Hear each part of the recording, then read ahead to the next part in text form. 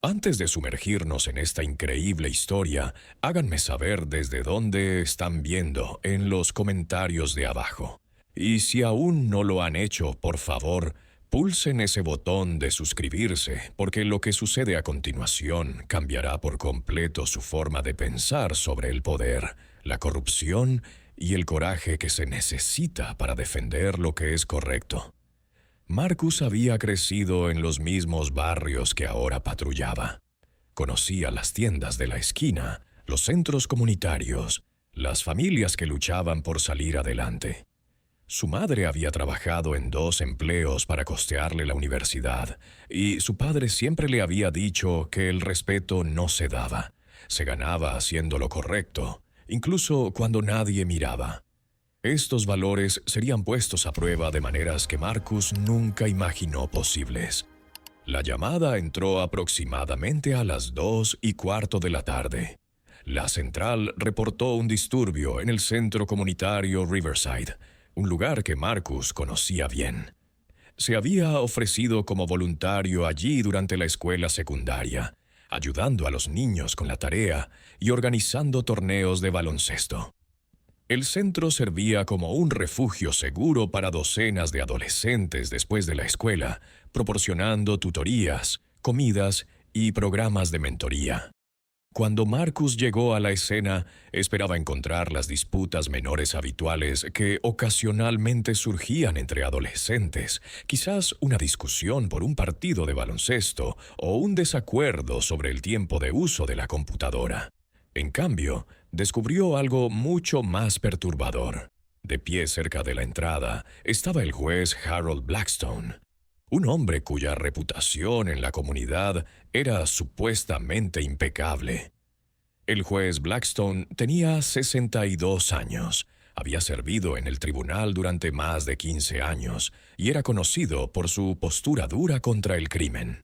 Vivía en el próspero vecindario de Hillrest, conducía un sedán de lujo y con frecuencia era citado en periódicos locales sobre la importancia de la ley y el orden. Los padres lo respetaban, los políticos buscaban su respaldo y los abogados más jóvenes lo veían como un modelo de integridad judicial. Pero algo en la escena no le pareció correcto a Marcus.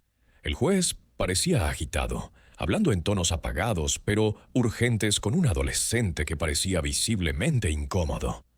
El chico, que no podía tener más de 16 años, seguía dando pequeños pasos hacia atrás, creando distancia entre él y el juez. Su lenguaje corporal gritaba incomodidad, y Marcus había aprendido a leer estas señales sutiles durante su entrenamiento en la academia. Marcus se acercó lentamente, con la mano instintivamente apoyada cerca de su radio. Saludó cortésmente al juez Blackstone, presentándose y preguntando si todo estaba bien. La actitud del juez cambió al instante. Se fue la agitación, reemplazada por la presencia imponente de la que Marcus había oído hablar en historias de tribunales. El juez Blackstone sonrió cálidamente y explicó que simplemente estaba supervisando los programas juveniles en el centro, como parte de sus esfuerzos de alcance comunitario. El adolescente, cuyo nombre era Devon Matthews, permaneció en silencio durante este intercambio. Devon era estudiante de último año en la escuela secundaria local, un estudiante de honor que pasaba sus tardes en el centro comunitario trabajando en solicitudes universitarias. Provenía de un hogar monoparental. Su madre trabajaba como enfermera en el hospital del condado para mantener a Devon y a su hermana menor.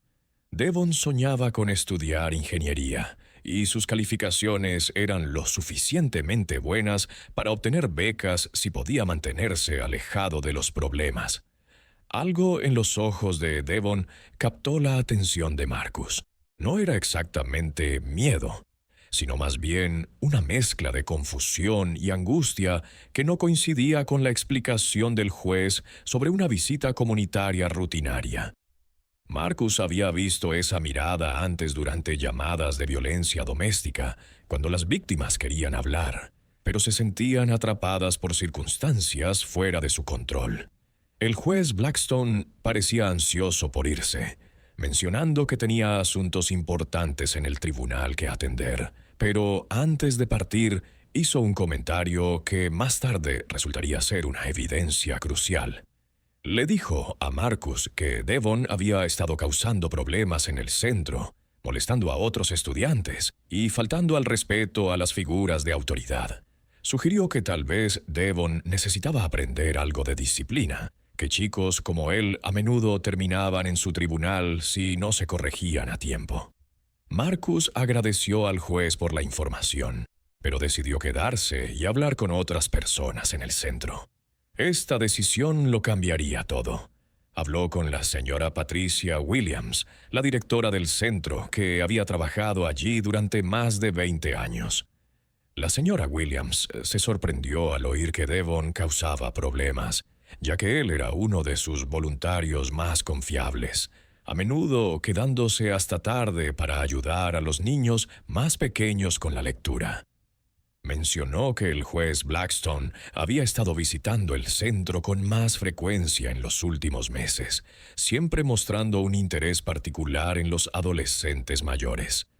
Si bien apreciaba su aparente compromiso con el alcance juvenil, algo en sus visitas no le parecía bien.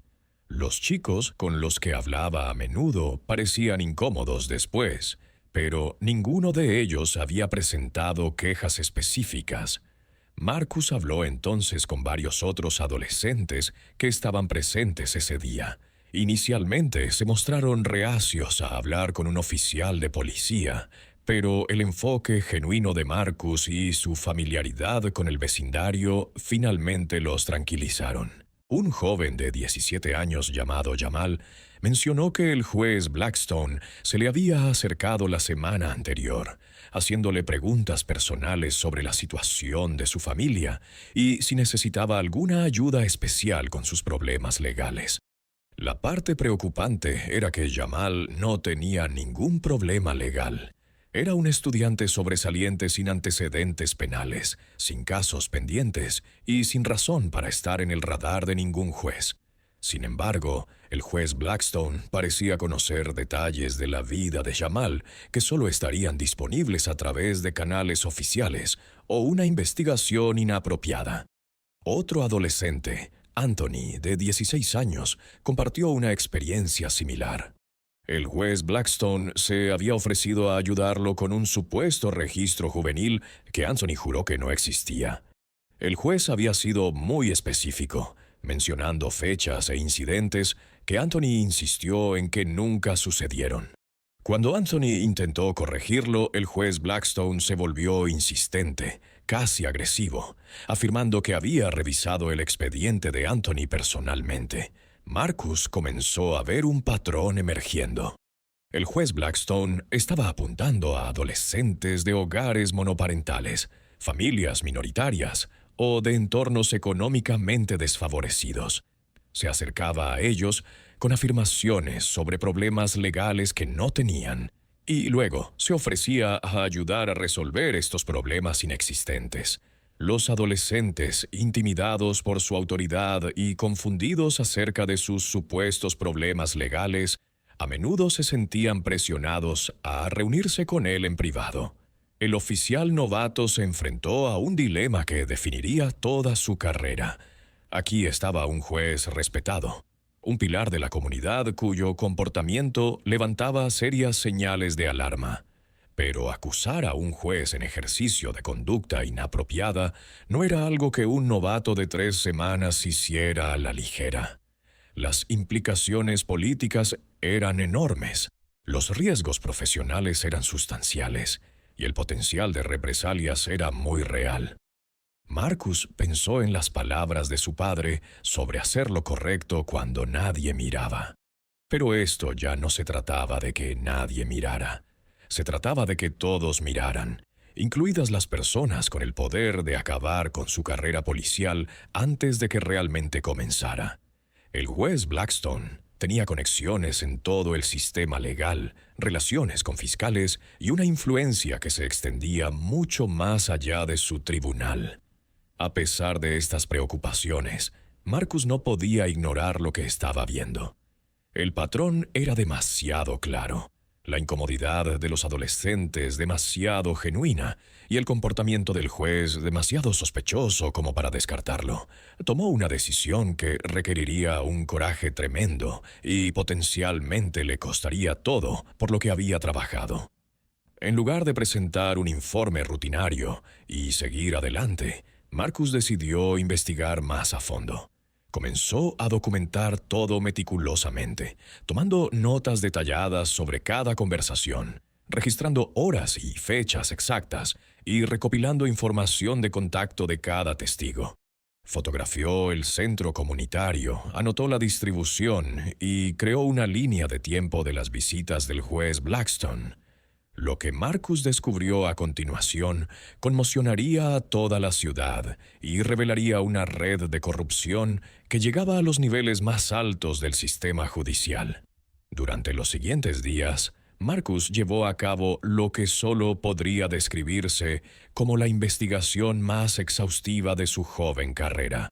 Trabajando en su tiempo libre, a menudo quedándose horas después de que terminara su turno, comenzó a armar un rompecabezas que revelaba algo mucho más siniestro que incidentes aislados de comportamiento inapropiado. Su primer avance llegó cuando decidió visitar el departamento de registros del tribunal. Usando sus credenciales policiales, Marcus solicitó información sobre casos recientes de menores manejados por el juez Blackstone. Lo que encontró fue perturbador. Durante los últimos 8 meses, el juez Blackstone había procesado un número inusualmente alto de casos que involucraban a adolescentes que coincidían con el perfil demográfico exacto al que se dirigía en el centro comunitario. Los casos seguían un patrón inquietante. Jóvenes de entornos desfavorecidos se encontraban repentinamente enfrentando cargos por crímenes que afirmaban no haber cometido. Robo, vandalismo, posesión de drogas, alteración del orden público. Los cargos eran lo suficientemente graves como para potencialmente descarrilar sus futuros, pero lo suficientemente menores como para evitar un escrutinio intenso de tribunales superiores o atención mediática. Marcus cotejó estos registros judiciales con sus notas del centro comunitario. La superposición era innegable. Al menos 6 de los adolescentes que habían comparecido ante el juez Blackstone en los últimos meses también habían sido abordados por él en el centro comunitario semanas o meses antes de sus arrestos. El juez aparentemente había estado identificando objetivos vulnerables, aprendiendo sobre sus situaciones personales y luego de alguna manera fabricándoles problemas legales. Pero Marcus necesitaba más evidencia. Se puso en contacto con la detective Sarah Chen, una investigadora veterana que lo había supervisado durante su entrenamiento de campo. La detective Chen tenía 22 años de experiencia y una reputación por manejar casos sensibles con discreción y exhaustividad. Cuando Marcus le explicó lo que había descubierto, su expresión se tornó cada vez más sombría. La detective Chen aceptó ayudar, pero advirtió a Marcus sobre la magnitud de lo que potencialmente estaban descubriendo. Los casos de corrupción judicial eran notoriamente difíciles de procesar, requerían evidencia extensa y a menudo resultaban en un suicidio profesional para los oficiales que los presentaban. Los jueces tenían inmunidad por sus acciones oficiales, conexiones en todo el sistema legal y recursos que la mayoría de los oficiales de policía no podían igualar. Juntos desarrollaron una estrategia para recopilar evidencia más concreta. La detective Chen utilizó sus contactos en la oficina del fiscal de distrito para revisar discretamente más casos del juez Blackstone, retrocediendo 2 años. Lo que encontraron fue aún más perturbador de lo que Marcus había sospechado inicialmente. El patrón se extendía mucho más atrás, involucrando a docenas de jóvenes que habían sido procesados en el tribunal del juez Blackstone en circunstancias dudosas. Muchos de estos casos compartían elementos comunes. Los acusados eran representados por el mismo pequeño grupo de defensores públicos que rara vez cuestionaban la evidencia o presionaban por investigaciones exhaustivas. Los cargos a menudo se basaban en gran medida en el testimonio de un puñado de oficiales de policía que trabajaban en barrios específicos. Lo más perturbador de todo, muchos de los jóvenes habían aceptado acuerdos de culpabilidad en lugar de arriesgarse a un juicio, incluso cuando mantenían su inocencia. Marcus y la detective Chen comenzaron a contactar a algunos de estos jóvenes y sus familias. Las historias que escucharon fueron desgarradoras e indignantes.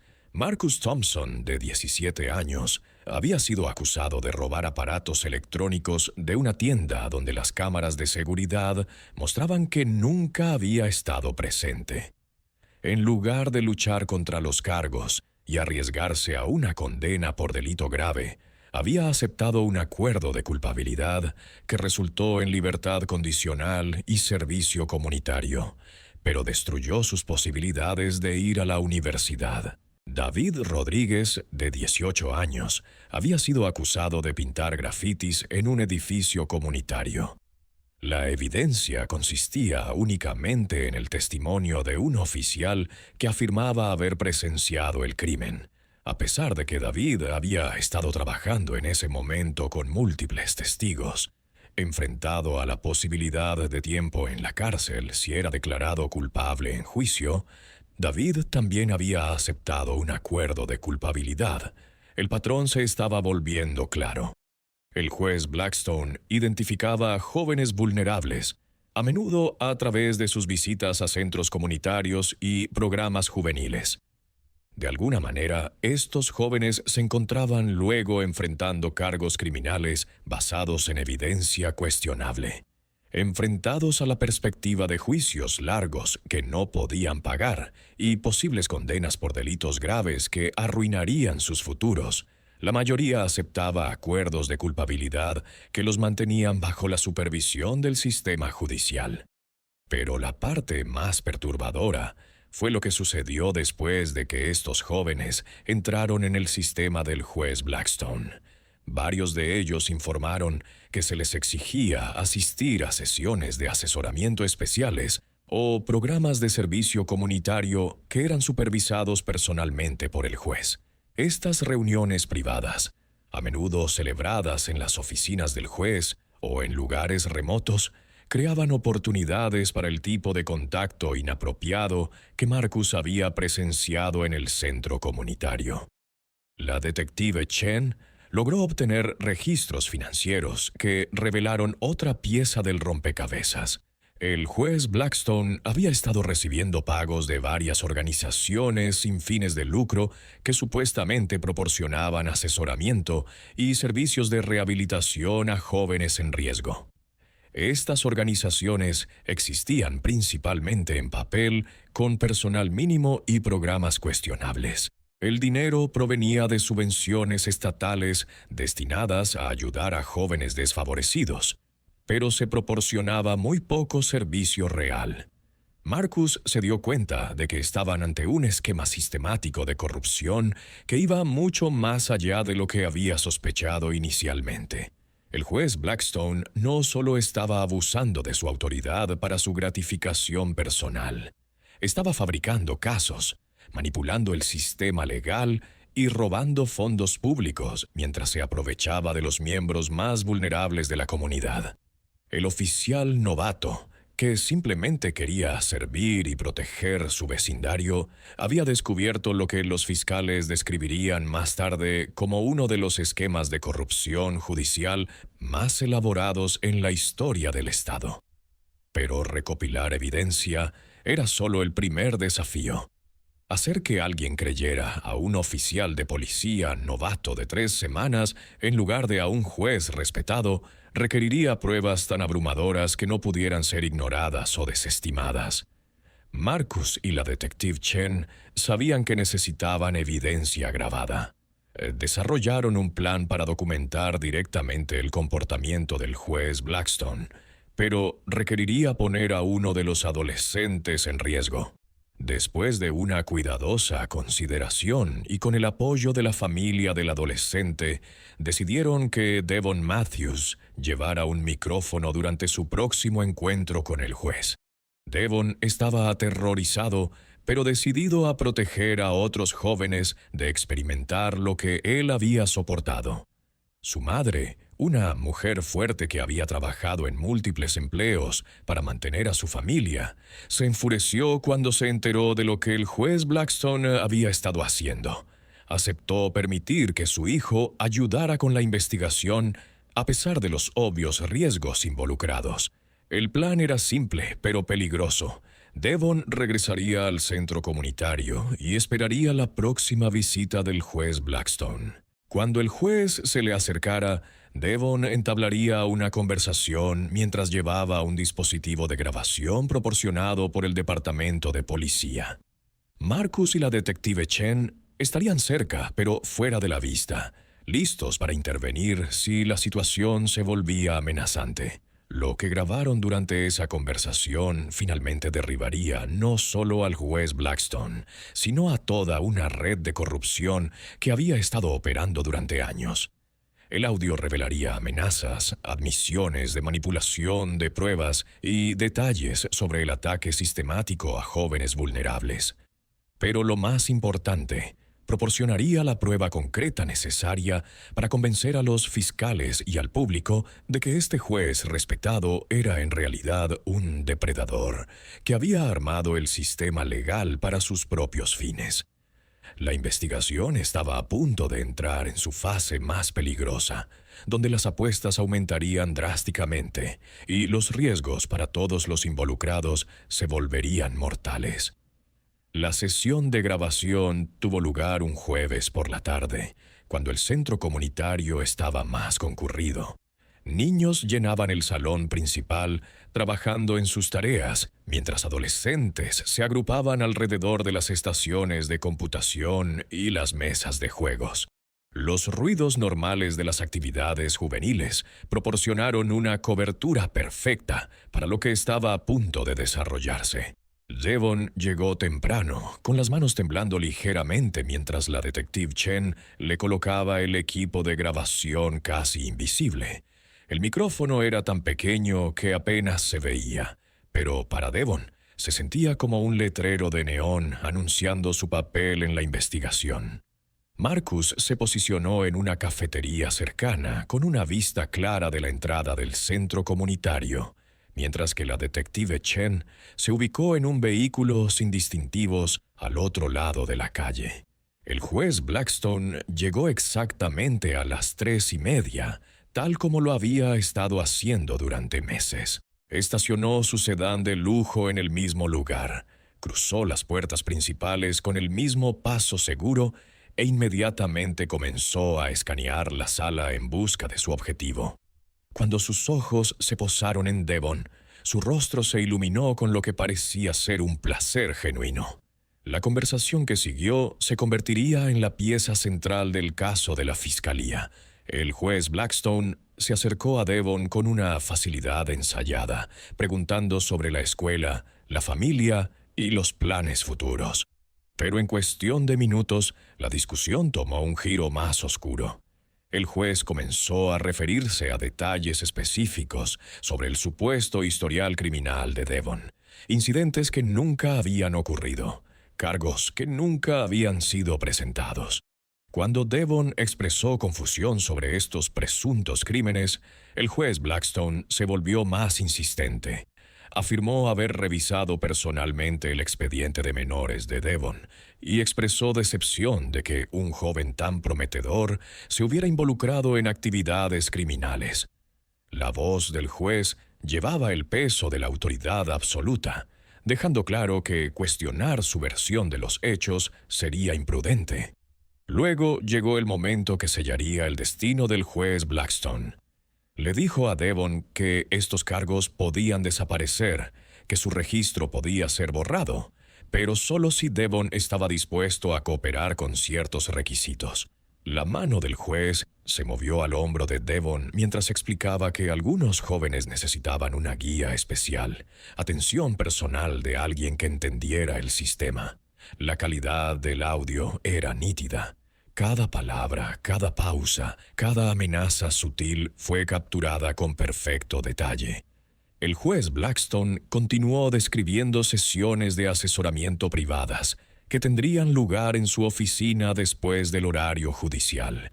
Mencionó a otros jóvenes que se habían beneficiado de su intervención personal, cómo sus problemas legales habían desaparecido una vez que aprendieron a apreciar su ayuda. Pero el juez Blackstone no había terminado.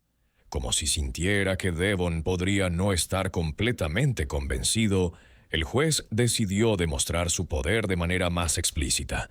Sacó su teléfono e hizo una llamada a alguien a quien se dirigió como el teniente Morrison.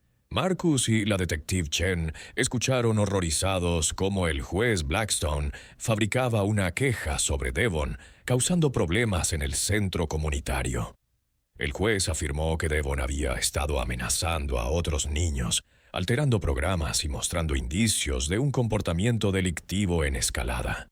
Sugirió que quizás Devon necesitaba ser detenido para ser interrogado, que una noche en un centro de detención juvenil podría ayudarle a comprender la gravedad de su situación. La conversación duró menos de 2 minutos, pero proporcionó una prueba devastadora de cómo el juez Blackstone fabricaba casos contra sus objetivos. Cuando el juez Blackstone colgó, miró directamente a Devon con una sonrisa que nunca llegó a sus ojos. Explicó que acababa de resolver el problema inmediato de Devon, impidiendo su arresto, pero que esta protección venía con expectativas. Devon necesitaría mostrar la debida gratitud por esta intervención, y había maneras específicas en que podía demostrar su aprecio. La grabación capturó cada detalle de lo que sucedió a continuación.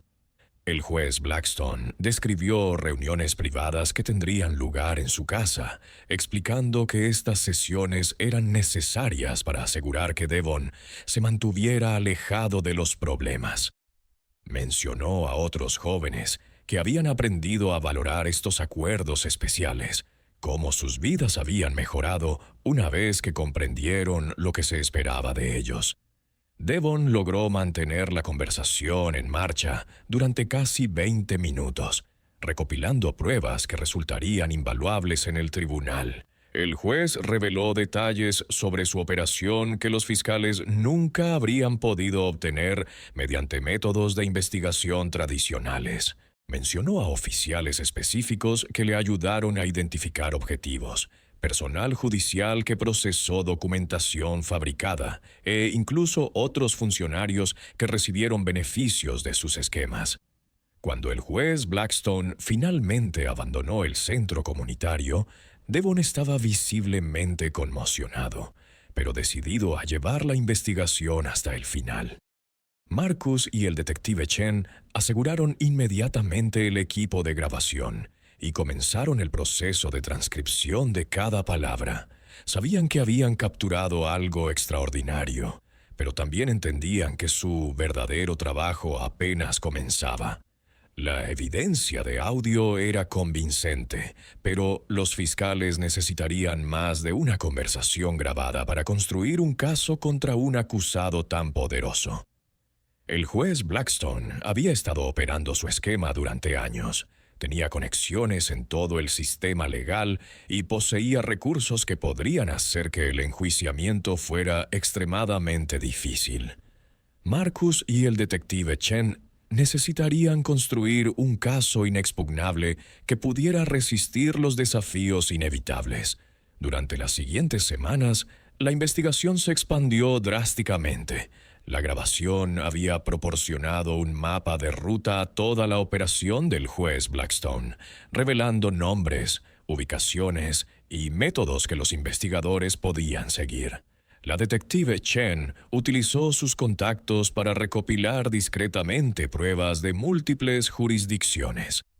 Mientras Marcus continuaba construyendo relaciones con las víctimas y sus familias, descubrieron que la corrupción del juez Blackstone se extendía mucho más allá de los casos individuales. Había estado manipulando los calendarios judiciales para asegurar que ciertos casos aparecieran ante él, Había arreglado que defensores públicos específicos fueran asignados a sus objetivos e incluso había influenciado los patrones de patrulla policial para aumentar los arrestos en vecindarios donde había identificado víctimas potenciales. La investigación financiera reveló el verdadero alcance del esquema. Durante los últimos 3 años, el juez Blackstone había desviado más de $2 millones en dinero de subvención destinado a programas juveniles. Las organizaciones sin fines de lucro falsas que controlaba existían únicamente para canalizar este dinero a sus cuentas personales, mientras proporcionaban virtualmente ningún servicio a los jóvenes a los que debían ayudar. Pero quizás lo más perturbador fue el descubrimiento de cuántos jóvenes habían sido victimizados por el sistema del juez Blackstone. La investigación finalmente identificó a 43 individuos que habían sido objetivos, arrestados bajo cargos cuestionables y procesados a través de su sala de audiencias. Muchos habían aceptado acuerdos de culpabilidad para evitar juicios que no podían pagar, lo que resultó en antecedentes penales que los acompañarían de por vida. El costo humano fue asombroso. Varios jóvenes perdieron becas universitarias debido a sus antecedentes penales. Otros no pudieron encontrar empleo debido a problemas de verificación de antecedentes. Algunos abandonaron la escuela por completo, creyendo que estaban destinados a una vida de crimen porque un juez les había dicho que eran criminales. Marcus comenzó a trabajar con defensores de víctimas para contactar a estos jóvenes y sus familias. Muchos se mostraron inicialmente reacios a presentarse, temiendo represalias de alguien a quien todavía veían como alguien con poder absoluto sobre sus vidas. Pero a medida que se corrió la voz sobre la investigación, más víctimas encontraron el coraje para compartir sus historias. Los testimonios fueron notablemente consistentes. El juez Blackstone identificaba a jóvenes vulnerables a través de programas comunitarios, fabricaba pruebas en su contra y luego ofrecía resolver sus problemas legales a cambio de favores personales. Aquellos que rechazaban sus avances veían sus casos proceder a juicio con cargos cada vez más graves, mientras que aquellos que se sometían a sus demandas veían sus antecedentes misteriosamente limpios. La detective Chen trabajó con investigadores federales para examinar patrones similares en jurisdicciones vecinas.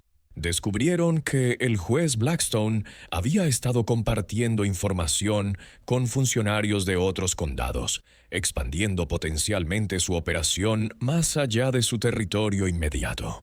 El alcance de la corrupción se estaba aclarando, pero también el desafío de procesarla. Mientras tanto, Marcus se encontró lidiando con la presión de fuentes inesperadas. La noticia de su investigación había comenzado a filtrarse dentro del departamento, y no todos apoyaban sus esfuerzos por exponer al juez Blackstone. Varios oficiales de alto rango le advirtieron sobre los peligros de ir tras una figura tan poderosa, sugiriendo que los policías novatos que causaban problemas a jueces respetados a menudo veían sus carreras truncadas. La presión se intensificó cuando Marcus recibió una llamada telefónica en casa de alguien que afirmaba representar los intereses del juez Blackstone. El interlocutor sugirió que los jóvenes oficiales a veces cometían errores en su afán por impresionar a sus superiores, y que estos errores podían pasarse por alto si se corregían lo suficientemente rápido. La amenaza implícita era clara, pero Marcus se negó a ser intimidado. La detective Chen enfrentó una presión similar dentro de su propio departamento. Fue llamada a reuniones con supervisores que cuestionaban la sabiduría de perseguir un caso tan de alto perfil basado en el testimonio de adolescentes problemáticos. Algunos sugirieron que la investigación era una pérdida de recursos que podrían emplearse mejor en crímenes más convencionales. Pero tanto Marcus como la detective Chen entendieron que retroceder ahora significaría abandonar a las docenas de jóvenes que habían sido victimizados por el esquema del juez Blackstone. habían descubierto pruebas de corrupción sistemática que exigían justicia independientemente de los costos personales y profesionales que pudieran enfrentar. La investigación llegó a un punto crítico cuando recibieron una llamada telefónica inesperada del teniente Morrison, el oficial con el que el juez Blackstone se había comunicado durante la conversación grabada con Devon. Morrison había estado revisando sus archivos y descubrió varios casos en los que había recibido llamadas similares del juez solicitando arrestos o investigaciones de individuos específicos. Morrison reveló que siempre había encontrado inusuales estas solicitudes, pero las había seguido porque provenían de una figura tan respetada. Ahora, comprendiendo la verdadera naturaleza de las motivaciones del juez Blackstone, estaba dispuesto a proporcionar testimonio sobre cómo el juez había manipulado a las fuerzas del orden para atacar a jóvenes inocentes. Este avance llevó a la identificación de varios otros oficiales que habían participado sin saberlo en el esquema del juez Blackstone. La mayoría se horrorizó al enterarse de cómo sus acciones habían sido manipuladas, y varios accedieron a cooperar con la investigación. Su testimonio sería crucial para demostrar la naturaleza sistemática de la corrupción. La evidencia se estaba volviendo abrumadora, pero Marcus y la detective Chen sabían que se enfrentarían a su mayor desafío cuando finalmente presentaran su caso a los fiscales. El juez Blackstone seguía siendo una figura poderosa con conexiones en todo el sistema legal, y convencer a un fiscal de distrito para que procesara a un juez en funciones requeriría pruebas extraordinarias de culpabilidad. El momento de la verdad se acercaba, y todos los involucrados entendían que el resultado determinaría no solo el destino del juez Blackstone, sino también si la justicia podía prevalecer contra la corrupción en los niveles más altos del sistema legal. Los niveles más altos del sistema legal. El caso contra el juez Blackstone fue a juicio 18 meses después, y la evidencia que Marcus había recopilado resultó abrumadora. El jurado deliberó solo 4 horas antes de emitir veredictos de culpabilidad en todos los cargos: corrupción, abuso de poder, fraude y violaciones de derechos civiles. El juez Blackstone fue sentenciado a 15 años en una prisión federal y se le ordenó pagar la restitución total a sus víctimas. La ciudad se enfrentó a una demanda civil masiva, presentada en nombre de los 43 jóvenes cuyas vidas habían sido dañadas por el esquema de corrupción. En lugar de luchar contra el caso y arriesgarse a daños aún mayores, los funcionarios de la ciudad acordaron una indemnización por un total de 12.7 millones. Cada víctima recibió una compensación por el daño causado a su futuro, su reputación y su confianza en el sistema de justicia. Marcus Rodríguez se convirtió en el oficial más joven en la historia del departamento en recibir la Medalla al Valor. La detective Chen fue ascendida a teniente y ahora encabeza la unidad de corrupción pública del departamento. El centro comunitario donde comenzó todo instaló una placa en honor al coraje que se necesita para defender lo correcto, incluso cuando las probabilidades parecen imposibles. Pero quizás el resultado más importante fue el mensaje que este caso envió a los funcionarios corruptos en todas partes. El poder sin rendición de cuentas no es poder en absoluto, es solo tiempo prestado. Y a veces todo lo que se necesita es una persona dispuesta a hacer lo correcto para derribar todo un sistema de corrupción. Este caso fue brutal, pero este caso en el lado derecho es aún más demencial.